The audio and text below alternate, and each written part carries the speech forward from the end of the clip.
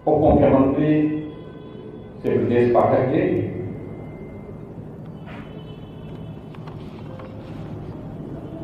विधान परिषद सदस्य श्री लालजी प्रसाद निर्मल जी, माननीय विधायक श्री अमरेश कुमार जी, भारतीय जनता पार्टी के महानगर के अध्यक्ष श्री आनंद द्विवेदी जी, सदस्य अल्पसंख्यक आयोग सरदार परविंदर सिंह जी, रविदास सेवा समिति के अध्यक्ष पूर्व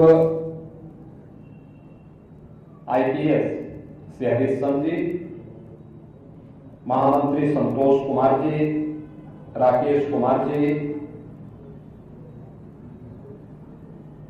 आज के इस कार्यक्रम में उपस्थित रविदास सेवा समिति के सभी पदाधिकारीगण और उपस्थित बहनों और भाइयों, आज माघी पूर्णिमा है। संत शिरोमणि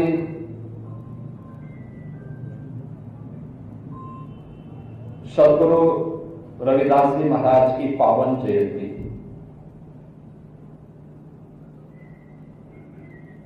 आज से 649 वर्ष पूर्व उनका प्रकटीकरण काशी के शीर गोवर्धन में हुआ था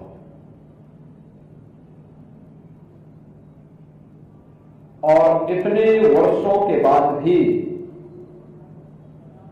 उनकी दिव्य आभा से यह समाज आलोकित होकर के एक भारत श्रेष्ठ भारत के निर्माण की दिशा में आगे बढ़ रहा है।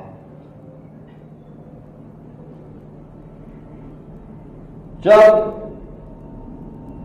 सदगुरु रविदास जी महाराज इस धराधाम पर प्रकटीकरण उनका हुआ, वह कालखंड गुलामी का कालखंड था। विदेशी आक्रांताओं से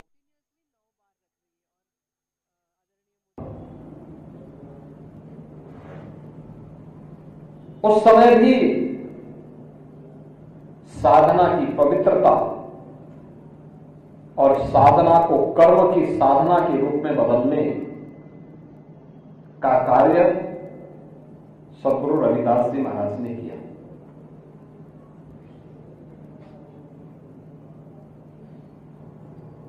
उन्होंने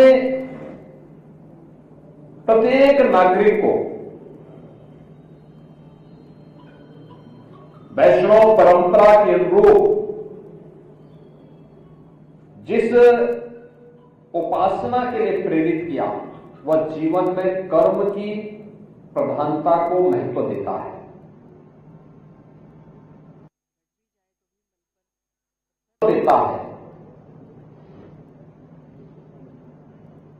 लोक कल्याण के प्रति प्रत्येक नागरिक को आग्रही बनाता है। उनका स्पष्ट कहना था,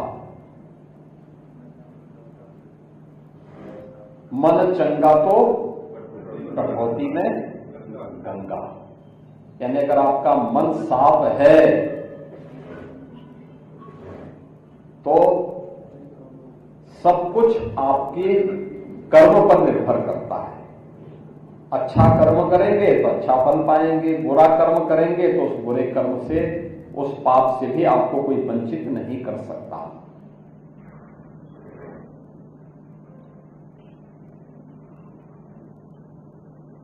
संत रामानंद जी से दीक्षा प्राप्त करने के बाद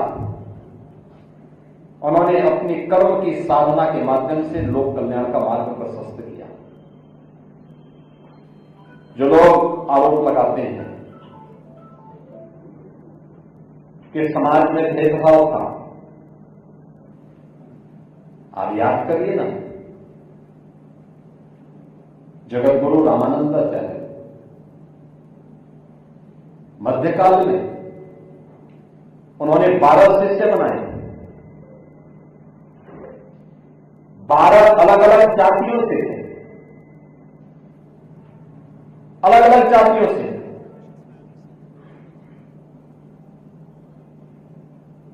हर जाति का उनका एक शिष्य था और एक महिला को ही उन्होंने शिष्य बनाया था, समाज को जोड़ने के लिए। उस कालखंड में भी समाज को जोड़ने का जितना बड़ा कार्य हमारे इन संतों ने किया था वह अद्भुत था। उसी नींव पर वर्तमान भारत का निर्माण हुआ है। वही प्रेरणा हम सबको गुलामी के बंधन से तोड़ने में एक नई प्रेरणा हम सबकी रही है। आप याद करिए 600 वर्ष पहले क्या स्थितियां रही होंगी। उस समय भी गुरु रविदास जी महाराज एक प्रेरणा दे रहे हैं लोगों को। उनकी प्रेरणा क्या है? ऐसा राज होना चाहिए जहां पे सबको अन्न प्राप्त हो, यानी कोई भूखों न सोए, हर व्यक्ति को सम्मानजनक जीवन जीने के लिए अवसर मिल सके। सदगुरु रविदास जी महाराज ने 600 वर्ष पहले ये वाणी तो कही, ये उपदेश तो दिए, लेकिन एक संत की वाणी कभी व्यर्थ नहीं होती। बिठा न जाए देव ऋषि वाणी, और यही हुआ। हो सकता है मुगलों ने बुलाया हो, ब्रिटिशर ने बुला दिया हो, आजादी के बाद में विभिन्न सरकारों ने बुला दिया हो, लेकिन जब मोदी जी की सरकार बनी 2014 में, उन्होंने सबसे पहले हर गरीब के बैंक में अकाउंट खुलवाए, जिससे उसको शासन की मिलने वाली योजना का लाभ सीधे उसके अकाउंट में मिल सके। हर घर में शौचालय बनाया, हर व्यक्ति को सम्मानजनक जीवन जीने की प्रेरणा दी जा सके। हर गरीब के पास अपने सिर को ढकने के लिए छत हो, प्रधानमंत्री आवास उपलब्ध करवाया, रसोई गैस के कनेक्शन उपलब्ध करवाए, बिजली के फ्री में कनेक्शन उपलब्ध करवाए, और पिछले 6 वर्ष से लगातार हर जरूरतमंद को फ्री में राशन की सुविधा का लाभ और स्वास्थ्य की सुविधा का लाभ भी अगर प्रदान किया गया है, तो ये प्रेरणा की दौड़ में जो आज हम सबका साथ और सबके विकास के भाव के साथ देख रहे हैं, ये सदगुरु रविदास जी महाराज की ही प्रेरणा है।